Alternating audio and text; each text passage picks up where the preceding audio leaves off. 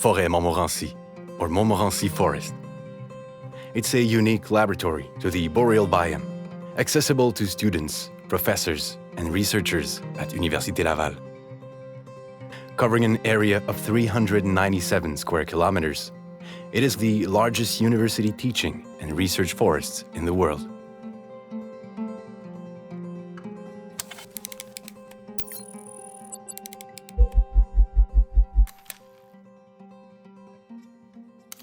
My name is Sandrine, and I'm a student in forest management here at U Laval.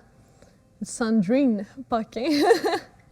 Hi, my name is Sylvain Jutras, and I'm studying in forestry management at Université Laval.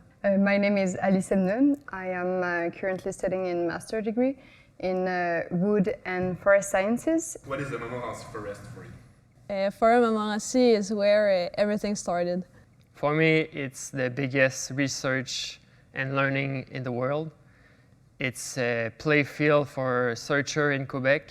So from my perspective, the Forêt Montmorency is really kind of a play field.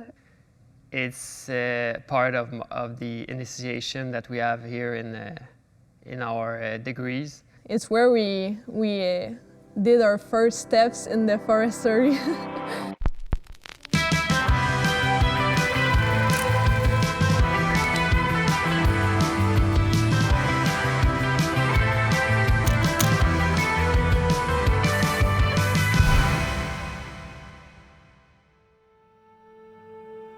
This is Moonset. If you look closely, you can see a separation between deciduous forest and coniferous forest. They are indeed different domains, which are distinguished by a balance between vegetation and climate. This one is a bioclimatic domain that varies. Montmorency Forest has been making improvements in forestry sciences for more than 50 years now. Even if it is open to all other worldwide teaching and research institutions, there are more than 30 courses at Université Laval that rely on the forest. It is also where a lot of the internships occur. And this is the best view of the forest. Like right here we have the chambers where the people sleeps. Yeah, so come with us, we'll show you our favorite classroom. Ta-da! This is it. During the internship, we have some class like during the night or during the day, so we used to come here and listen to our teacher. So this is where all the hypotheses begin during the past. It's where all the fun begins. Yeah, during the late night of our internship, this is where we are doing some parties if you want. So there's plenty of room, table, pool, ping pong table, Mississippi. You can say this is our work time.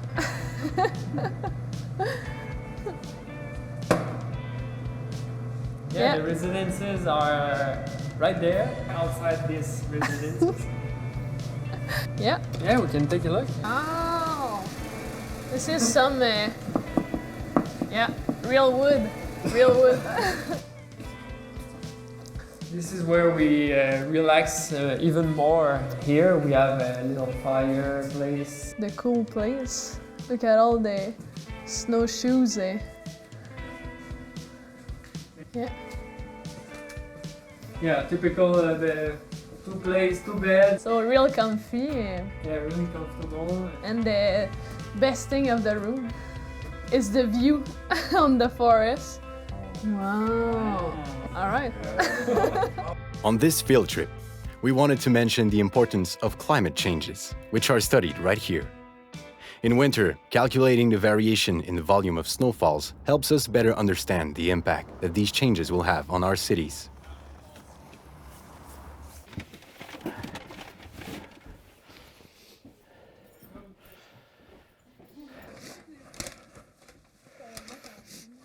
Dernier ferme la porte.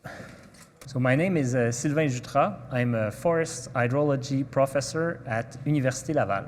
I am interested in what's happening here in matter of water and water flow, precipitation, evaporation.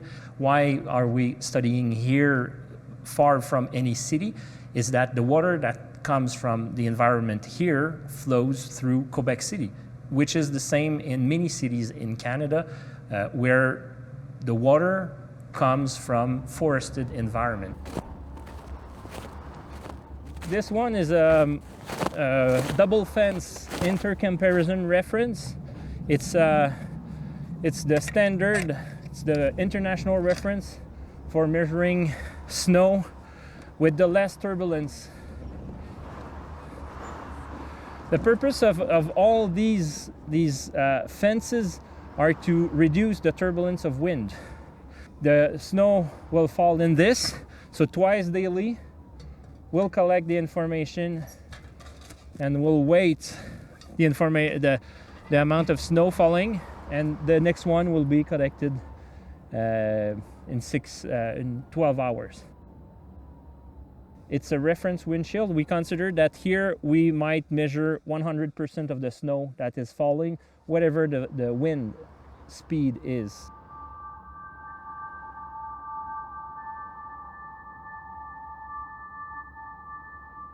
It is especially important and interesting to study that here because it is a hotspot of the amount of snow falling here at the Forêt Montmorency. It's one of the places where the largest amount of snow falls on the ground. We want to measure everything that is possible to be measured related to snow.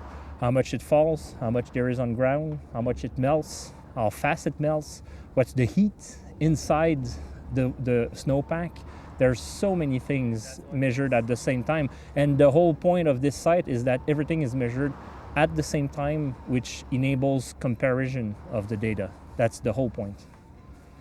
So measuring the snowpack at the end of winter means that we have a lot of information on how much water is available when the snowpack will melt.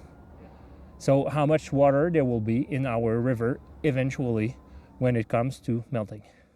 What is expected from the knowledge we are developing here and finding here at the Forêt Montmorency would help to better predict what will happen in events of climate change, for flooding, for example, and providing fresh water to cities that needs this water for multiple use. Normalement, on traîne pas ça en broche à foin de même, là.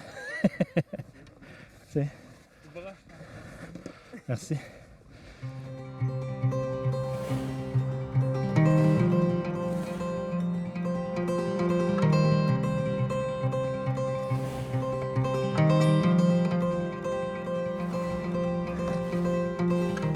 Using an empty tube, which is graduated, we can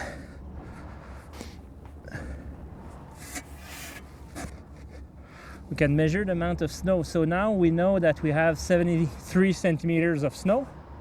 There's a big difference between this super light snow in matter of density. There's not a lot of water once melted when it's that lightweight. But you'll see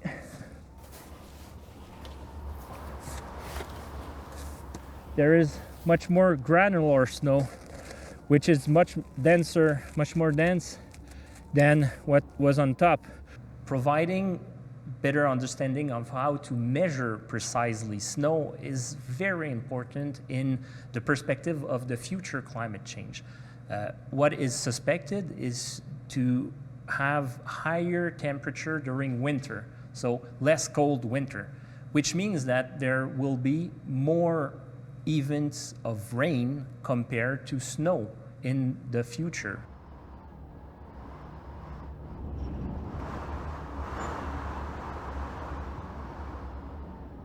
The climate changes are growing very fast, and it has a huge impact on the environment in general, but on our forests as well. And I feel like it's really important to make studies on the climate changes to see how in a few years, 20 years, our forests will be, because we can't manage our forests the same way as we did 50 years ago. We still need to provide research views and very well-documented solutions to the problem we are facing. But I still think that a lot of work needs to be done politically to accept these changes and a shift in the economic growth of our countries. The thing that I cherish the most, species, environment, nature, homeland, changing and disappearing. Yeah, it affects the forest, but like the forest will survive. It will change and it will be able to like thrive even with climate change. But the people living in that forest, the people that depend on certain types of forests, well, they won't be able to survive. And well, all the animals, all the nature, it's gonna change, but not for the best. Montmorency Forest can be rigorous and serious, but it can also be a playfield for the newcomers and the regulars. In the next episode, we're going to brave the winter with snowshoes in a trail to the old fire tower to prove that fact. Stay tuned for the next field trip.